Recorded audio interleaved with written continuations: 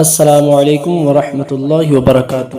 ناظرین کرام، آج ہم جانتے ہیں سورہ رحمان کے بارے میں، سورہ رحمان کے پڑھنے اور سننے کے فائدے۔ سورہ رحمان جو کوئی بندہ پڑھتا ہے تو پڑھنے والے کو اللہ تبارک و تعالی کیا عطا کرتا ہے، آج ہی جان لیجئے اس ویڈیو میں۔ ویڈیو اسکپ بالکل نہ کریں، پوری ویڈیو ضرور دیکھیں، کیونکہ ہم آج آپ کے لیے بہت ہی اہم سورہ مبارکہ اور اس کی فضیلت و برکت اور اس کے فضائل اور اس کی برکات بتانے والے ہیں۔ دیکھیے سورہ رحمان جو ہے وہ 27ویں پارے پر شروع ہوتی ہے اور 27ویں پارے پر ہی مکمل ہو جاتی ہے۔ سورہ رحمان قرآن عظیم کی وہ عظیم سورہ ہے جو کہ مدینہ شریف میں نازل ہوئی ہے۔ سورہ رحمان کے اندر جو سب سے زیادہ خوبصورتی والی آیت مبارکہ ہے وہ فَبِأَيِّ آلَاءِ رَبِّكُمَا تُكَذِّبَانِ، یہ جس میں اللہ تبارک و تعالی سورہ رحمان میں اللہ تبارک و تعالی کی ذات و صفات اور اس کے جو احکام اور اس کے ساتھ ساتھ اللہ تبارک و تعالی کے احسانات اور اللہ تبارک و تعالی نے تمام ہی اس سورہ مبارکہ میں اللہ نے اپنا فضل، اور باقی تو قرآن عظیم پورا ہی ہمارے تمہارے لیے ایک نصیحت ہے، شفا و رحمت ہے۔ اللہ تبارک و تعالی سورہ رحمان پڑھنے اور سننے والے کو اللہ پاک تمام پریشانیوں سے دور فرماتا ہے۔ سورہ رحمان جو کوئی بندہ پڑھتا ہے تو اللہ پاک اس کی تمام بلاؤں سے حفاظت فرماتا ہے۔ سورہ رحمان پڑھنے اور سننے والے کو اللہ پاک ثواب بے شمار عطا فرماتا ہے۔ اگر کوئی بندہ پڑھتا ہے تو اللہ تبارک و تعالی پڑھنے والے کی دلی حاجات کو پورا عطا فرماتا ہے۔ اور سورہ رحمان سب سے پہلے آپ سمجھ سکتے ہیں کہ قرآن عظیم ہے، اور قرآن عظیم پڑھنا، چھونا، دیکھنا، سننا اور اس کو سماعت کرنا یا پھر پڑھنا، ہر طریقے سے ہر اعتبار سے اللہ تبارک و تعالی اس کو ثواب عطا فرماتا ہے۔ تو سورہ رحمان کے بہت سارے فضائل ہیں۔ ایک فضیلت یہ اللہ کے نبی صلی اللہ علیہ وسلم ارشاد فرماتے ہیں کہ سورہ رحمان کی تلاوت کیا کرو۔ جس طریقے سے ہر ایک چیز کی زینت ہوتی ہے ویسے ہی قرآن عظیم کی زینت سورہ رحمان ہے۔ جو کوئی بندہ سورہ رحمان پڑھتا ہے اللہ پاک اس کی پریشانیوں کو دور فرما دیتا ہے۔ اگر کوئی بے اولاد ہے سورہ رحمان پڑھ کر دم کر کے اس پر اپنی گھر والی کو پلائے، خود بھی پیے، دونوں پیے، تو اللہ پاک اس کی برکات سے اللہ پاک اس کو صاحب اولاد بنا دے گا، اور جو اس کے معاملات ہوں گے اس کو معاملات کو اللہ پاک بذریعے ان دونوں کے پیدا فرما دے گا، اور اللہ پاک اگر کوئی بھی پریشانی اس پریشانی کو دور فرما دے گا۔ اور اگر میاں بیوی آپس میں دونوں میں دلی محبت نہیں ہے، نہ اتفاقی رہتی ہے، تو آپس میں محبت پیدا کرنے کے لیے سورہ رحمان پڑھ کر پانی پر دم کریں، یا پڑھ سکتے ہیں تو پڑھ لیجئے، نہیں سنتے سنتے دعا کر لیجئے، انشاءاللہ تبارک و تعالی اللہ پاک آپ کی تمام پریشانیوں کو دور عطا فرما دے گا، اور دونوں میں اتفاق و اتحاد، دلی محبت پیدا فرما دے گا، اور جو پریشانی ہوگی اس پریشانی کو دور فرما دے گا۔ کاروبار، دکان، مکان کے لیے بہت مفید ہے۔ اس کو جس جگہ پر ہو، جس دکان پر ہو، اس پر سنیں اور بجا کر رکھ دیں، یا اپنے گھر پر، تو اللہ پاک آپ کے دکان میں گراہک بڑھا دے گا، خوب دکان میں برکت ہوگی، دکان میں خیر و برکت ہوگی، پیسے میں برکت ہوگی، اور آپ کا مال جو رکا ہوا ہے وہ بکنے لگے گا، یعنی اس کی برکات حاصل ہونے لگیں گی، آپ کو تمام نحوست کو اللہ پاک دور فرما دے گا، اور کاروبار میں برکت، ترقی عطا فرما دے گا، رزق میں برکت عطا فرمائے گا، اللہ پاک آپ کو نیکیاں بھی عطا فرمائے گا، اور ظاہر بھی فائدہ عطا فرمائے گا اور باطنی بھی فائدہ۔ یہ سورہ مبارکہ جو ہے اللہ پاک اس کی برکات سے انسان کو دنیا میں بھی بہت کچھ عطا فرماتا ہے، اور قبر و حشر میں بھی اللہ پاک بہت کچھ عطا فرماتا ہے۔ دیکھیے اگر آپ کے گھر میں کوئی نحوست، جن بھوت یا کوئی بھی بلا ببا، یا پھر آپ کے گھر میں برکت نہیں ہو رہی، تو آپ گھر میں اس کو ضرور سنیں، کم از کم صبح میں سنیں، نہیں سن سکتے تو شام میں سنیں، ورنہ دن میں ایک مرتبہ ضرور سن لیں، تو انشاءاللہ تبارک و تعالی اس کے سننے سے آپ کی تمام پریشانیاں دور ہو جائیں گی۔ ہم غلط ویڈیوز دیکھتے رہتے ہیں لیکن اچھی ویڈیوز کو نہیں دیکھتے، اس لیے ان ویڈیوز کو دیکھیں اور صدقہ جاریہ سمجھ کر انہیں ان دوست و احباب میں شیئر کریں جو کہ آپ سے محبت کرتے ہیں اور جن کا آپ فائدہ چاہتے ہیں۔ تو چینل کو سبسکرائب کر لیں، ویڈیو کو لائک کر دیجئے، حوصلہ افزائی کے لیے اچھا سا کمنٹس کر دیجئے، اور جو دعا کے لیے کہنا ہو وہ ہمارے لیے دعا کریں، یا دعا کے لیے کہہ دیجئے آپ، انشاءاللہ تعالی ہم لاسٹ میں ہر سورہ کے دعا کرتے ہیں تو ہم آپ کے بھی لیے دعا کریں گے، باقی تو ہم سب کے لیے دعا کرتے ہی رہتے ہیں۔ چلیے اب ہم पढ़ते हैं सूरह रहमान। आप समात कीजिए और फ़ोन को एक साइड में रख दीजिए, ईयरफोन वगैरह कुछ लगा लीजिए, फिर इंशाअल्लाह ताला हम पढ़ते हैं, आप समात कीजिए। अऊज़ु बिल्लाहि मिनश शैतानिर रजीम, बिस्मिल्लाहिर रहमानिर रहीम। अर्रहमान अल्लमल क़ुरआन खलक़ल इंसान अल्लमहुल बयान। अश्शम्सु वल क़मरु बिहुस्बान वन्नज्मु वश्शजरु यसजुदान वस्समाअ रफ़अहा ववदअल मीज़ान अल्ला तत्गौ फिल मीज़ान वअक़ीमुल वज़न बिलक़िस्ति वला तुख़सिरुल मीज़ान वल-अर्ज़ वदअहा लिल-अनाम फ़ीहा फ़ाकिहतुन वन्नख़्लु ज़ातुल अकमाम वल-हब्बु ज़ुल अस्फ़ि वर्रैहान। फ़बिअय्यि आलाइ रब्बिकुमा तुकज़्ज़िबान। खलक़ल इंसान मिन सल्सालिन कल-फ़ख़्ख़ार वख़लक़ल जान्न मिन मारिजिन मिन नार। फ़बिअय्यि आलाइ रब्बिकुमा तुकज़्ज़िबान। रब्बुल मशरिक़ैनि व रब्बुल मग़रिबैन। फ़बिअय्यि आलाइ रब्बिकुमा तुकज़्ज़िबान। मरजल बहरैनि यल्तक़ियान बैनहुमा बरज़ख़ुन ला यबग़ियान। फ़बिअय्यि आलाइ रब्बिकुमा तुकज़्ज़िबान। यख़रुजु मिनहुमल लुअलुअु वल मरजान। फ़बिअय्यि आलाइ रब्बिकुमा तुकज़्ज़िबान। वलहुल जवारिल मुंशआतु फ़िल बहरि कल-अ'लाम। फ़बिअय्यि आलाइ रब्बिकुमा तुकज़्ज़िबान। कुल्लु मन अलैहा फ़ान वयबक़ा वज्हु रब्बिका ज़ुल जलालि वल इकराम। फ़बिअय्यि आलाइ रब्बिकुमा तुकज़्ज़िबान। यसअलुहु मन फ़िस्समावाति वल-अर्ज़ कुल्ल यौमिन हुवा फ़ी शअन। फ़बिअय्यि आलाइ रब्बिकुमा तुकज़्ज़िबान। सनफ़ुरुग़ु लकुम अय्युहस-सक़लान। फ़बिअय्यि आलाइ रब्बिकुमा तुकज़्ज़िबान। या मअशरल जिन्नि वल इंसि इन इस्ततअतुम أن تنفذوا من أقطار السماوات والأرض فانفذوا لا تنفذون إلا بسلطان. فبأي آلاء ربكما تكذبان. يرسل عليكما شواظ من نار ونحاس فلا تنتصران. فبأي آلاء ربكما تكذبان.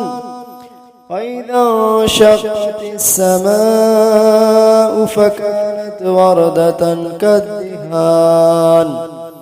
فبأي آلاء ربكما تكذبان فيومئذ لا يسأل عن ذنبه إنس ولا جان فبأي آلاء ربكما تكذبان يعرف المجرمون بسيماهم فيؤخذ بالنواصي والأقدام فبأي آلاء ربكما تكذبان هذه جهنم التي يكذب بها المجرمون يطوفون بينها وبين حميم آن فبأي آلاء ربكما تكذبان ولمن خاف مقام ربه جنتان فبأي آلاء ربكما تكذبان ذواتا أفنان فبأي آلاء ربكما تكذبان فيهما عينان تجريان فبأي آلاء ربكما تكذبان فيهما من كل فاكهة زوجان فبأي آلاء ربكما تكذبان متكئين على فرش بطائنها من استبرق وجنى الجنتين دان فبأي آلاء ربكما تكذبان فيهن قاصرات الطرف لم يطمسهن إنس قبلهم ولا جان فبأي آلاء ربكما تكذبان كأنهن الياقوت والمرجان فبأي آلاء ربكما تكذبان هل جزاء الإحسان إلا الإحسان فبأي آلاء ربكما تكذبان ومن دونهما جنتان فبأي آلاء ربكما تكذبان مدهامتان فبأي آلاء ربكما تكذبان فيهما عينان نضاختان فبأي آلاء ربكما تكذبان فيهما فاكهة ونخل ورمان فبأي آلاء ربكما تكذبان فيهن خيرات حسان فبأي آلاء ربكما تكذبان حور مقصورات في الخيام فبأي آلاء ربكما تكذبان لم يطمسهن إنس قبلهم ولا جان فبأي آلاء ربكما تكذبان متكئين على رفرف خضر وعبقري حسان فبأي آلاء ربكما تكذبان تبارك اسم ربك ذي الجلال والإكرام الرحمن علم القرآن خلق الإنسان علمه البيان الشمس والقمر بحسبان والنجم والشجر يسجدان والسماء رفعها ووضع الميزان ألا تطغوا في الميزان وأقيموا الوزن بالقسط ولا تخسروا الميزان والأرض وضعها للأنام فيها فاكهة والنخل ذات الأكمام والحب ذو العصف والريحان فبأي آلاء ربكما تكذبان خلق الإنسان من صلصال كالفخار وخلق الجان من مارج من نار فبأي آلاء ربكما تكذبان رب المشرقين ورب المغربين فبأي آلاء ربكما تكذبان مرج البحرين يلتقيان بينهما برزخ لا يبغيان فبأي آلاء ربكما تكذبان يخرج منهما اللؤلؤ والمرجان فبأي آلاء ربكما تكذبان وله الجوار المنشآت في البحر كالأعلام فبأي آلاء ربكما تكذبان كل من عليها فان ويبقى وجه ربك ذو الجلال والإكرام فبأي آلاء ربكما تكذبان يسأله من في السماوات والأرض كل يوم هو في شأن فبأي آلاء ربكما تكذبان سنفرغ لكم أيها الثقلان فبأي آلاء ربكما تكذبان يا معشر الجن والإنس إن استطعتم أن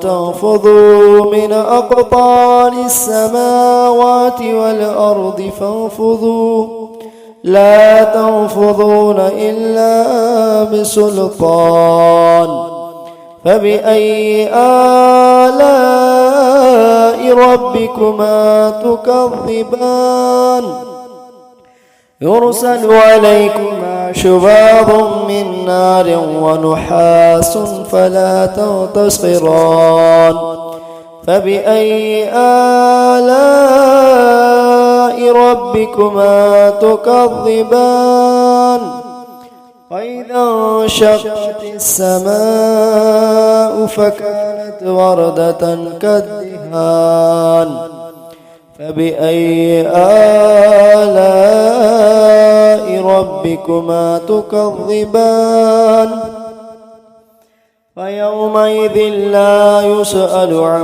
ذنبه إنس ولا جان فبأي آلاء ربكما تكذبان يعرف المجرمون بسيماهم فيؤخذ بالنواصي والأقدام فبأي آلاء ربكما تكذبان هذه جهنم التي يكذب بها المجرمون يطوفون بينها وبين حميم آن فبأي آلاء ربكما تكذبان ولمن خاف مقام ربه جنتان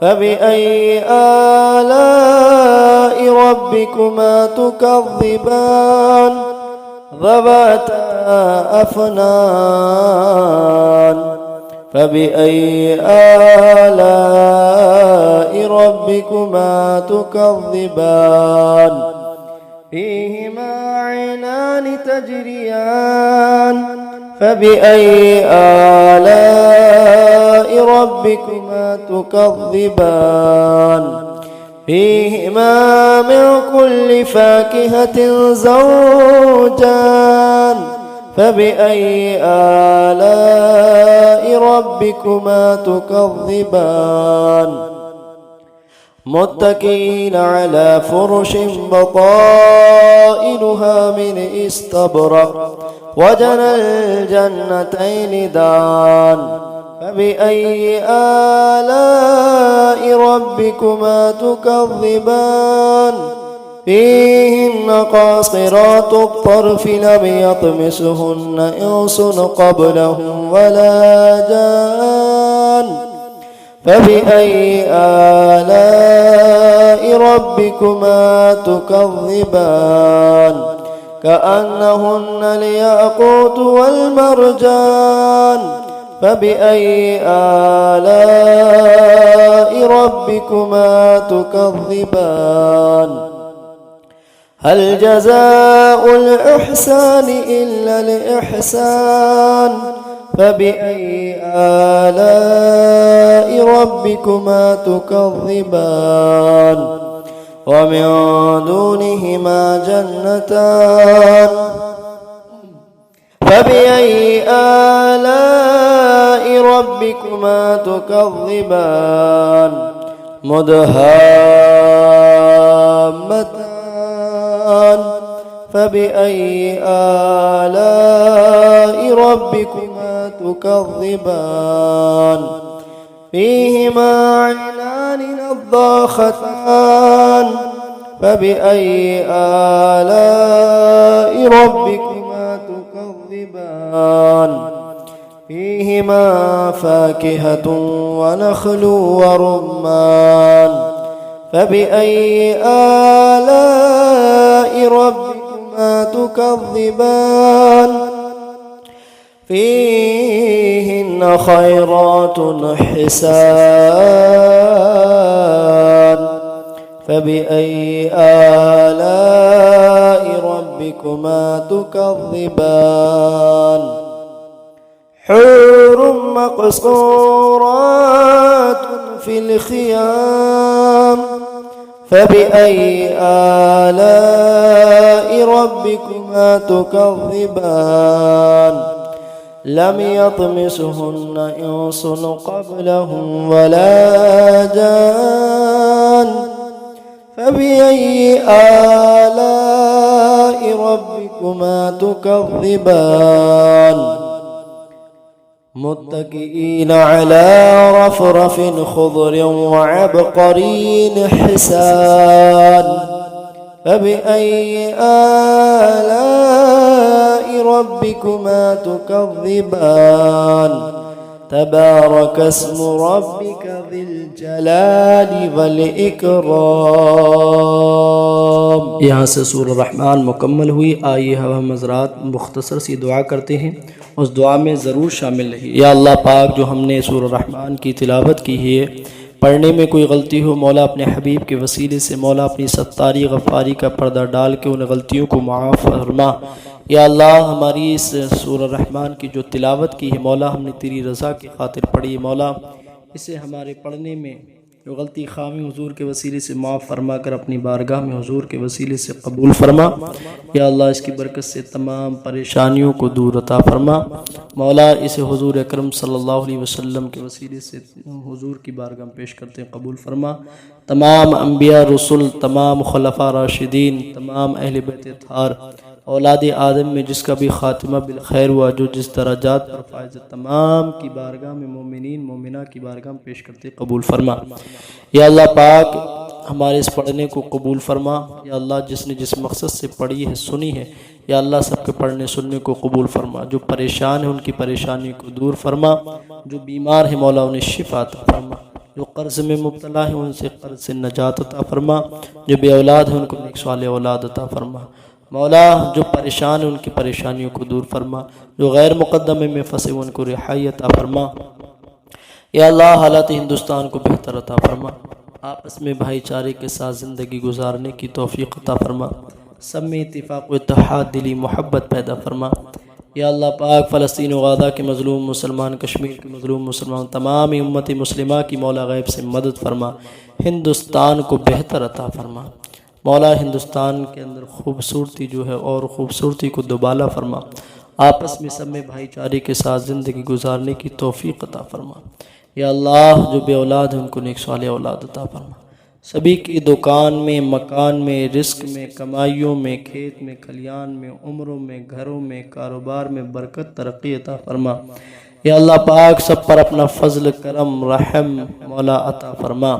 یا اللہ سب کی پریشانیوں کو دور فرما دے، گھر سے جنات، بھوت، ٹونا، جادو، جنات، شیاطین، اثرات تمام کا خاتمہ فرما دے، تمام کے گھروں میں خیر و برکت کی نزول فرما دے۔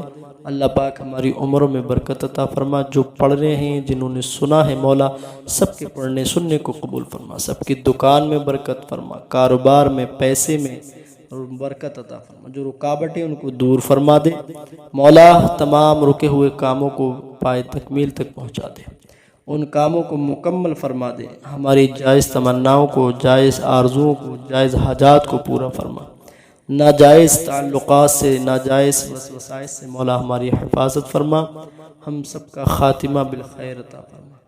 جب دم آخر یا اللہ لا الہ الا اللہ۔